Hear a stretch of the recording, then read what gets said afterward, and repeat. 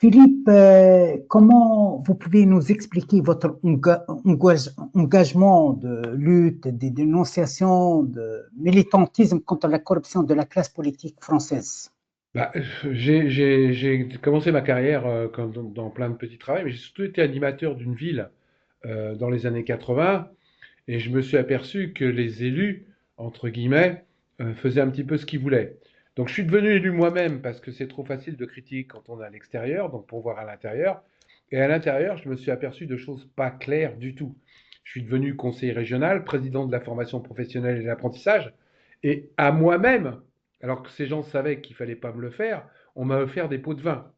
C'est vous dire à quel point la corruption en France est en train de s'étendre sur tous les étages de la politique.